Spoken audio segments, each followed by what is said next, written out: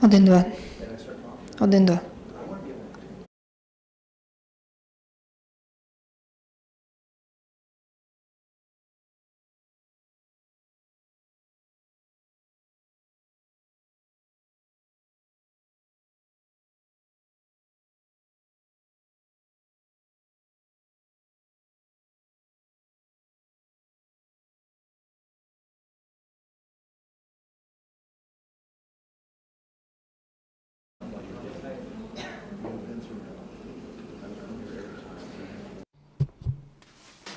Good afternoon. I want to thank everybody who joins us today. I'm happy to see all of you here in Ukraine Media Center Ukraine Forum. My name is Olga Atamanova. It's been 10 years of the war, and today is day 447 of the full-scale invasion of our homeland by Russian aggressor. The last night was very tense for all of us, and now we will be talking about another strike by the occupiers. Joining us online is Yurii Ihnat, spokesperson of the Air Force Command of the Armed Forces of Ukraine. Good afternoon, Mr. Yurii. Good afternoon. Mr. Yurii, this night the occupiers inflicted another strike on our country. Some say that it was the most powerful attack of our capital. Was it really the biggest attack on Kyiv, or the other regions were targeted by the occupiers too? If you can give us a little bit more detail about that. Thank you. Well, to find out about the real goal of that attack, we could say about that if the missiles hit their targets, but if the missiles are being destroyed in the skies at high altitude, to find out what was the target of the enemy is impossible. But on the other hand, the capital used to be, and it still remains, the priority target for the enemy, because there are important infrastructure facilities located there, as well as the offices of the government, and it's clear that they want to hit the very heart of the country and to keep the whole of Ukrainian nation tense. We were able to repel another airstrike this night. Its peculiarity was the use of Kinjal missiles that were used in big quantity this time. All of them were downed. Nine caliber missiles, 6 Kinjal missiles, plus 3 missiles that were flying along the ballistic trajectory, plus 6 loitering drones, Shaheds, and 3 reconnaissance drones. The strike was launched from the MiG-31K fighter jets and from the Black Sea Basin vessels. So nine caliber missiles were launched from the Black Sea Basin, and from the north, S-300 or S-400 and Iskander-M missiles were flying from north direction along the ballistic trajectories. So that was the information from the staff of the Air Defense Forces. The commander extended his appreciation of the work of personnel of Air Defense Forces. Human lives were saved, the infrastructure was saved, so we will keep doing everything possible to reinforce our air defense, thanks to the support of our international partners, to the government of our country. We keep receiving very powerful air defense systems that can work on not only aerodynamic targets but also air ballistic. The infamous Kinjal that have no analogs in the world, they are not so scary anymore. We just need more systems that are capable of downing the ballistic missiles. We have news already from the media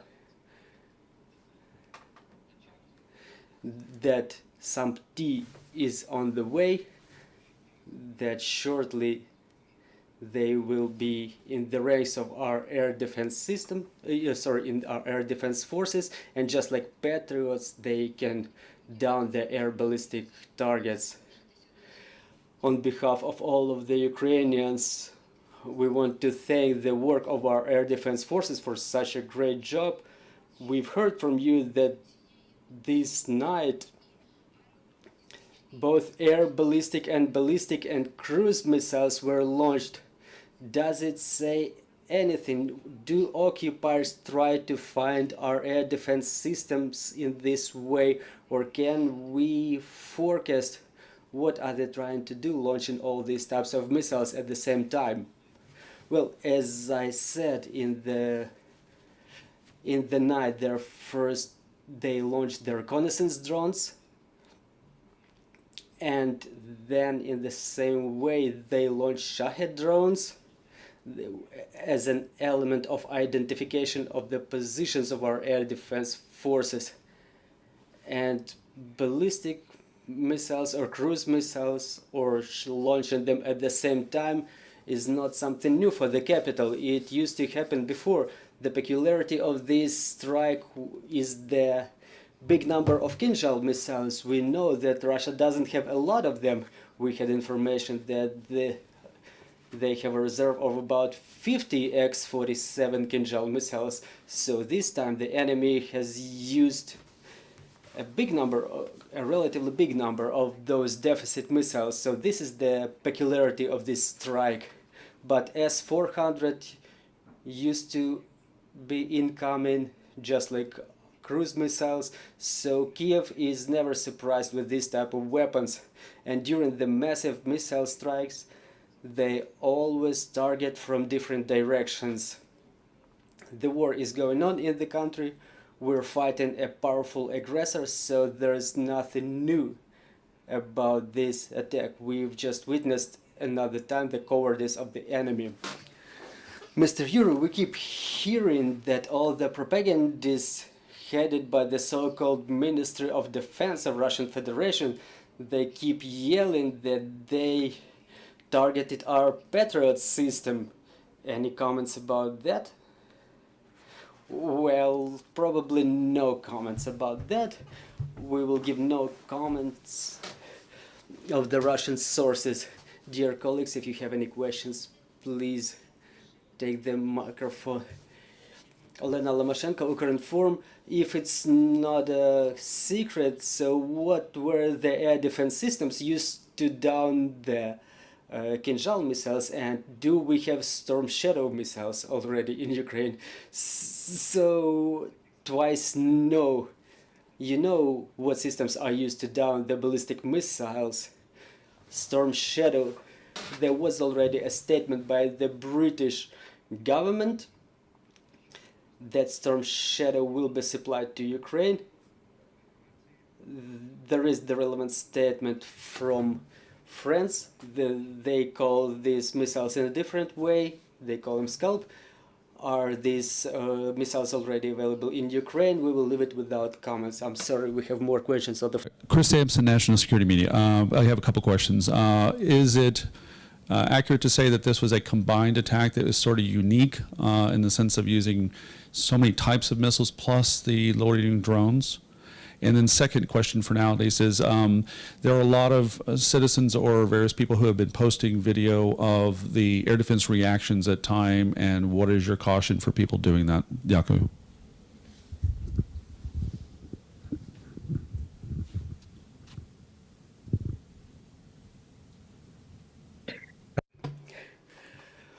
Well, first part of your question I already responded to, that I don't know whether you got the relevant translation. And another question, is this attack unique? Well, this attack is not unique. The uniqueness is only in the big number of X-47 air ballistic Kinzhal missiles that were launched from 6 fighter jets MiG-31K. The rest of the missiles were used in a combined manner before. You can check it in our information sources online, in Telegram or Facebook, and based on that infographics and pictures, you can see that the capital and the other regions were attacked with different types of missiles and drones at the same time, and even in bigger numbers. So we cannot say this attack was something unique this time, apart from this big number of X-47 missiles used. Well, and really there was a number of videos. We brought up this important issue, not the fact that people post it online, but we have CCTV cameras working all over the city, but this is how they work all over the world, and they go live to YouTube channels, and it's clear that in our situation, when we have this martial law in the country, that's a specific circumstances. So I think that the military administrations will make some corrections during those periods of threat when air defense systems start working. I think that the military administrations, they will correct this matter to not provide enemy with this possibility to watch operation of our air defense systems online and live. Well, regarding the people, it's about the conscious behavior of all of those people. I mean, it depends on how they make those footages and how they post it online. We understand that everybody, even the children, have telephones now, and they may use it in a simple way to make that footage from their window. So we have to do some more explanation for the people, and regarding those online cameras, we should work maybe with the not only government institutions but also with the businesses like pump stations. Do we have any launch indication of where the Shahed drones were launched from, Yaku?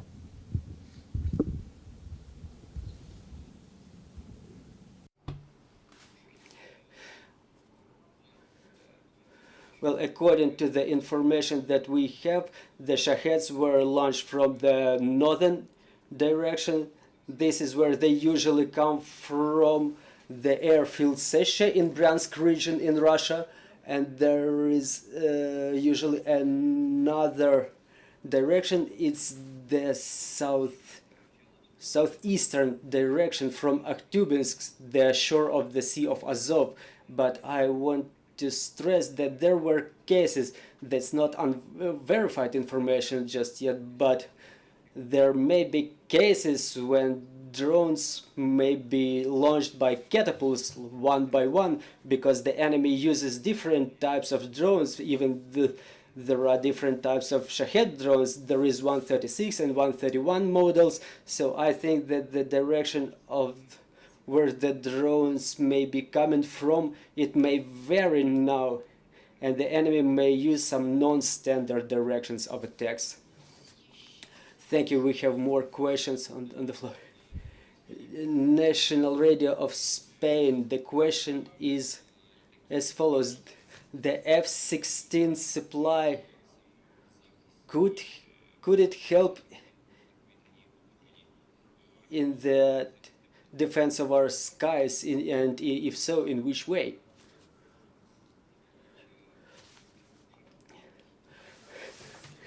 Well, this question was asked multiple times already, and I think this issue will be worked on further,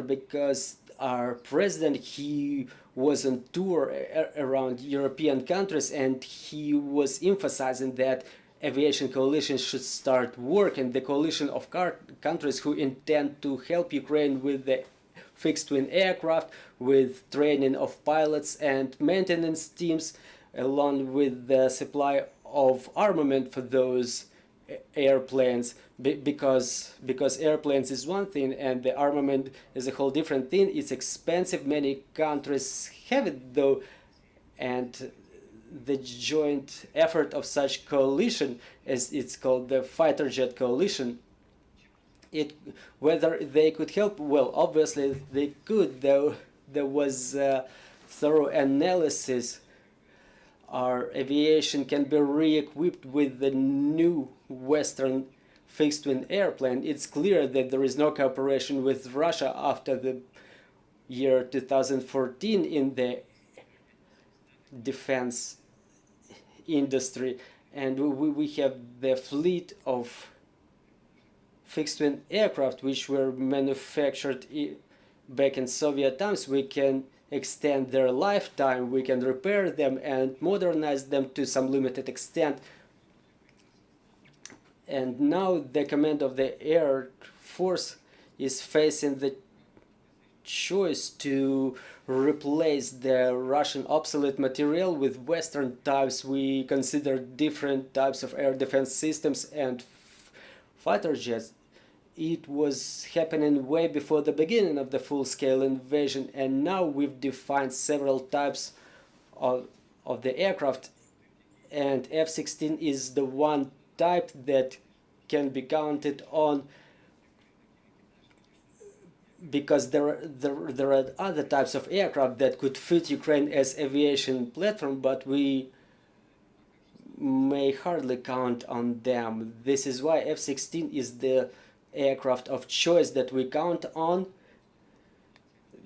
The fighter jet, which is easy to use, and we can replace the whole fleet of the MiG-29, Su-27, Su-25, and multi-purpose fighter F-16 is capable of fulfilling the whole broad range of tasks that are currently fulfilled by those different types of airplane, thanks to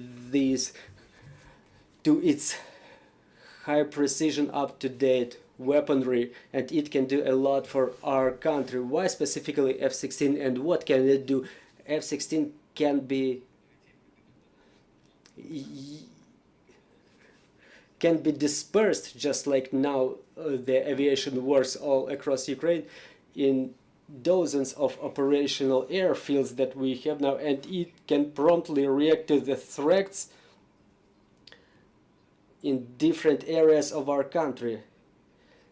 It may destroy such types of air targets as cruise missiles and drones. This is the first thing we need F-16s for. We needed to get protected against the air terrorism by Russia.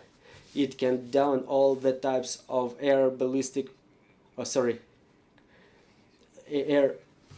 missiles.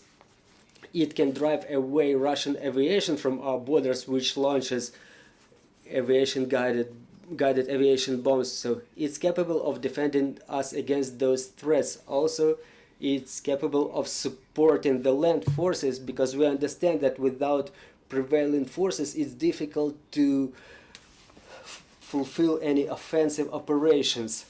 So F-16 is capable of working on different types of targets, including remote targets with the long-range missiles.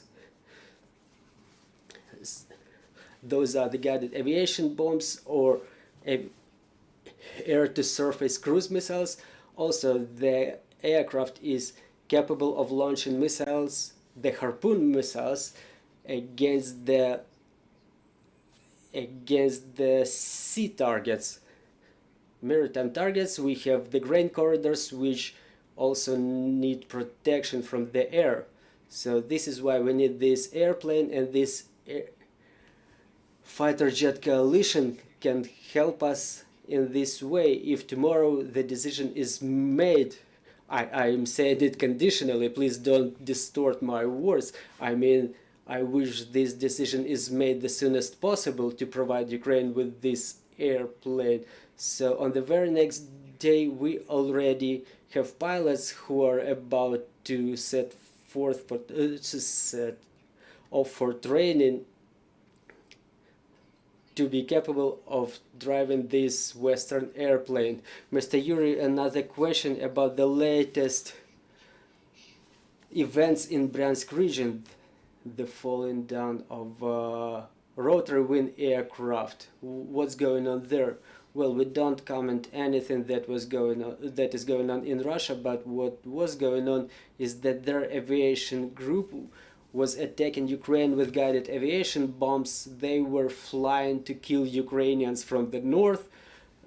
I mean, Chernihiv, Sumy, Kharkiv region, they end up under strike on a daily basis. They throw those bombs which weigh 500 kilograms, and they usually target the infrastructure facilities. So 2 Mi-8 helicopters were providing the operation of this aviation group, Su-34 and Su-35 fixed-wing aircraft. So those were the electronic countermeasures helicopters which covered the work of the Russian fighter jets. So something happened, they ended up in some unpleasant circumstances, and they all fell down to the ground.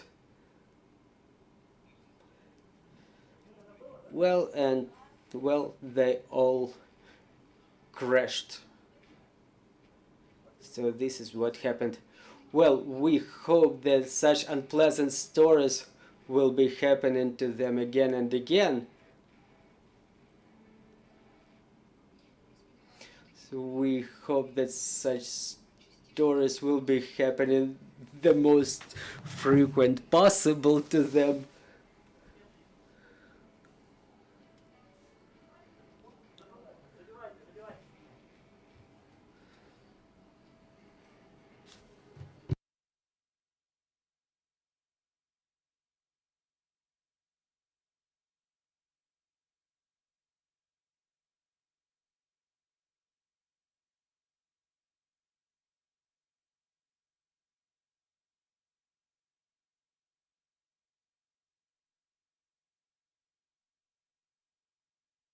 One, two.